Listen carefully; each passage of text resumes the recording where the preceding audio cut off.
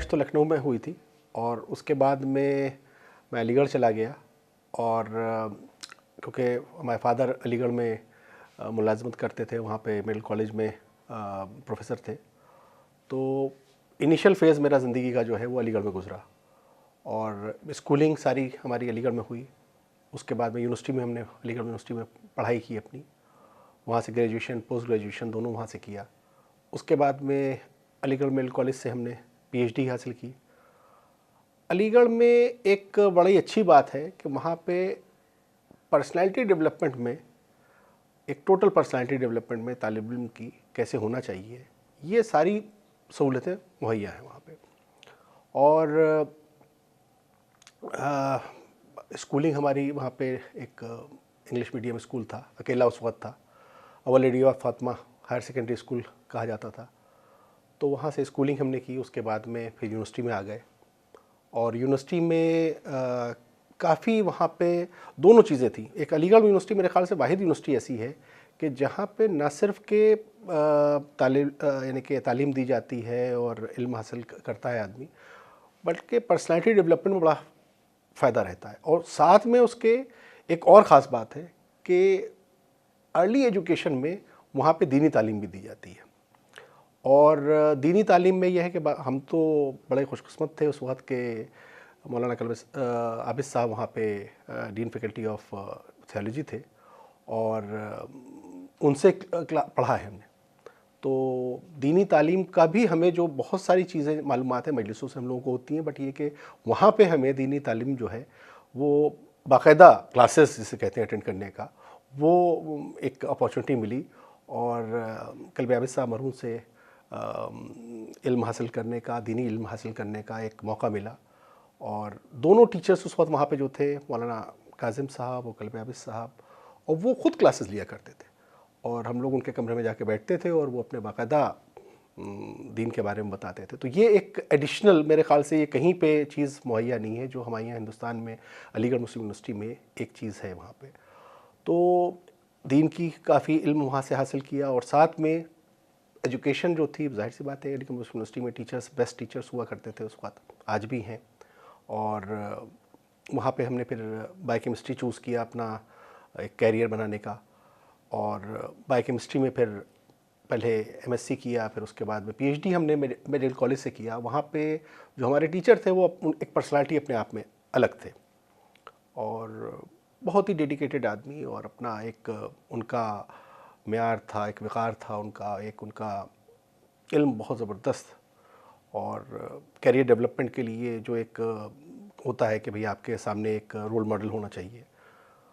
साथ में हमें एक और अच्छी चीज़ थी हमारे साथ में, वो हम बहुत कम लोग ऐसे खुशनसीब होते होंगे जो हमारे साथ थी बात, कि हमारे वालिद ख़ुद एक हमारे लिए एक रोल मॉडल थे।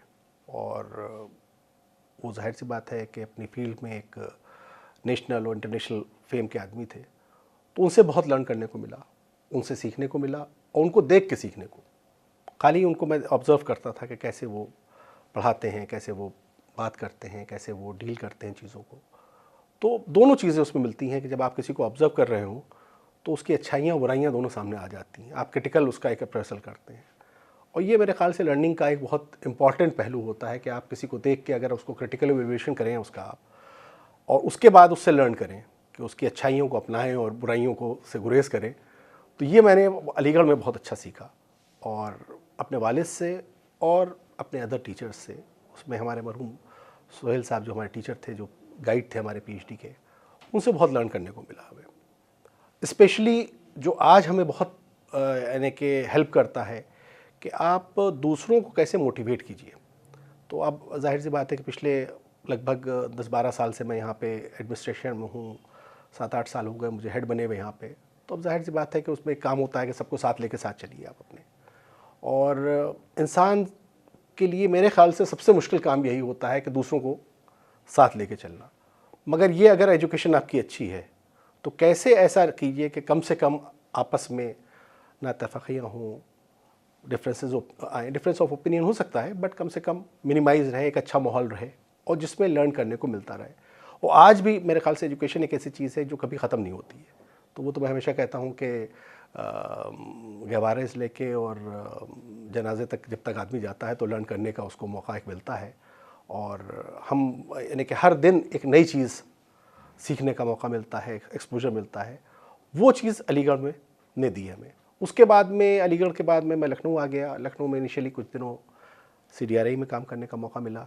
उसके बाद में मैं पिछले ऑलमोस्ट अब तो 26-27 साल हो गए हैं किंग जॉर्ज मेडिकल यूनिवर्सिटी में आए हुए, और यहाँ पे भी बहुत एक्सपीरियंस मिला, बहुत लर्न करने को मिला, बहुत सारी चीज़ें नई नई समझ में आई, और एजुकेशन के पॉइंट ऑफ व्यू से भी और पूरी पर्सनालिटी डेवलपमेंट के हिसाब से।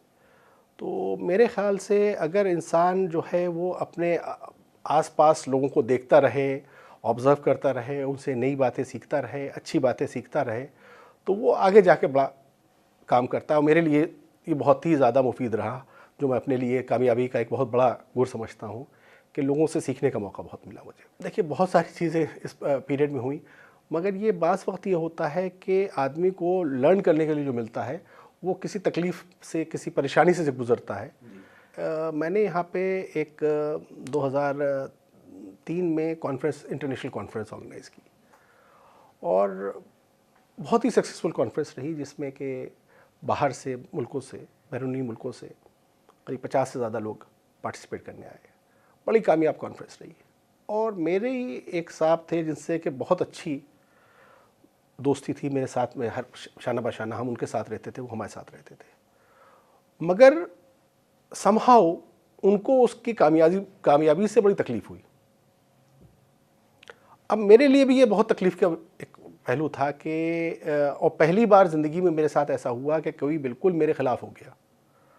तो एक बिल्कुल जिसे कहते हैं ज़िंदगी में भौचाल आ गया कि जो चीज़ उन पे मैं भी बहुत डिपेंड करता था, और उस चीज़ ने टोटल अपहीवल, कुछ दिन तक मुझे ये हुआ कि मैं कुछ ना करूँ अब, क्योंकि करने का मतलब ये होता है कि लोगों में एक अननेसेसरी की एक यानी कि क्या कहें उसको, जेलसी वर्ड कहें, जो भी कहिए आप, वो पैदा हो जाती है। मैं बहुत सोचता रहा कि क्या बात थी, क्या मुझसे गलती ऐसी हुई कि जिसकी वजह से ये ऐसी चीज़ एक हो गई। बाद में मुझे लगा कि मेरी तरफ से कोई गलती सच नहीं हुई थी, वो खाली एक ज़िंदगी का पहलू रहता है। तो मुझे लगा कि इन सब चीज़ों को इंसान को ये भी सीखना चाहिए कि कैसे ओवरलुक किया जाए।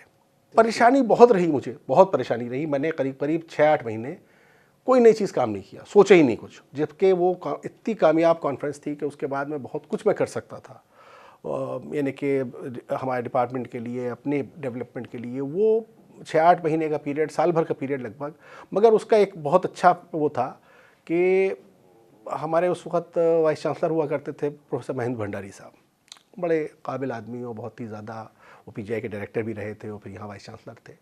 तो उनके साथ में बैठा था एक दिन ऐसे ही, तो उनसे बात हो रही थी। बात होते होते तो उन्होंने एक बात बड़ी कही जो मेरे दिल को छू गई।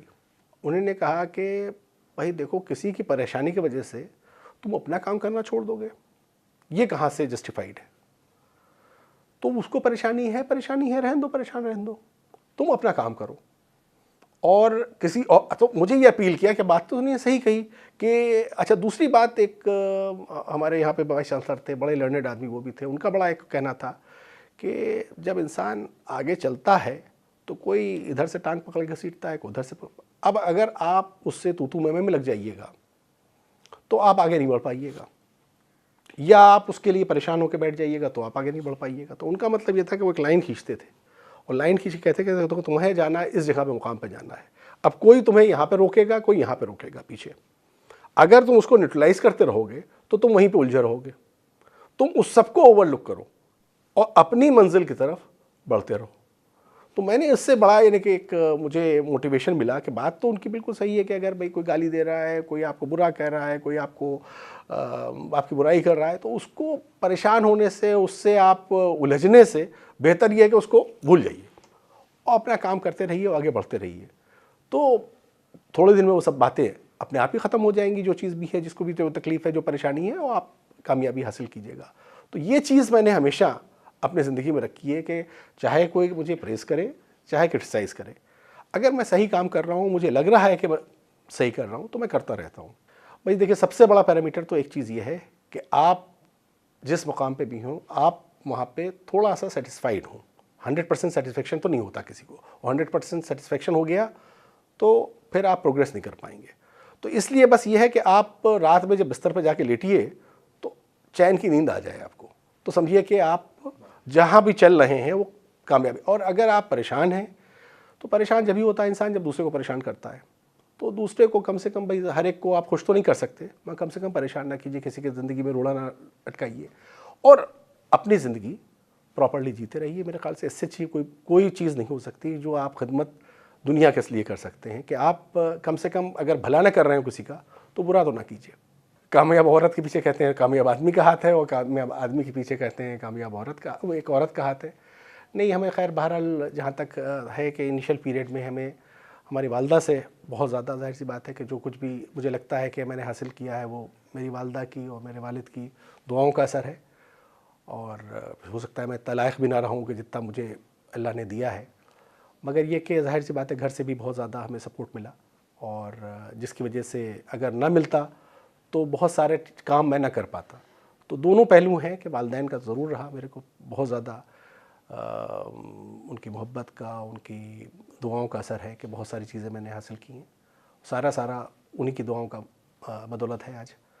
और घर से भी मुझे बहुत सपोर्ट मिला है। अगर ना सपोर्ट मिलता, वो आज भी ये है कि खुदा का शुक्र है कि मेरे बच्चे भी जो हैं वो एक पॉजिटिव उस एटीट्यूड पे हैं, एक पॉजिटिव उस पे चल रहे हैं, और अल्लाह करे कि वो ऐसे ही आगे जाके कामयाब रहें। तो जाहिर सी बात है कि अगर आपको घर से सुकून ना मिले तो आप कुछ और नहीं कर सकते, और काम भी बहुत किया है, वक्त भी बहुत दिया है, और जाहिर सी बात है कि उसकी वजह से घर को निगलेक्ट आदमी करता है थोड़ा बहुत, तो वो हुआ भी है। मगर जाहिर सी बात है कुछ पाने के लिए कुछ थोड़ा बहुत कंप्रोमाइज़ तो करना पड़ता है। मगर ये कि जाहिर सी बात है कि जो भी है आपकी ज़िंदगी में, चाहे क्यों ना आपके घर में जानवर हो, उसको भी थोड़ा सा तो आपको एक टाइम देना पड़ता है। तो हर एक को टाइम देना चाहिए जिसकी जितनी ज़रूरत है, और खुसूसन जब ज़रूरत है आपकी तो उस वक्त आप उसके साथ में खड़े रहिए, ये सबसे ज़्यादा ज़रूरी है। मैसेज मेरा जो सबके लिए है वो यही है कि इंसान को हर दिन किसी न किसी की मदद करके गुजारना चाहिए, और उससे बेहतर खुशी कोई हासिल नहीं कर सकता जब किसी को दूसरे को खुशी आपने दी। तो मैसेज एक यही है कि कम से कम अगर आप किसी की आउट ऑफ वे जाके हेल्प ना कर पाएँ तो किसी की ज़िंदगी में रोड़ा ना बनिए। तो ये एक सबसे इम्पॉर्टेंट चीज़ है, और ये अगर सबको ही करने लगे तो दुनिया में परेशानी कोई ना पैदा हो।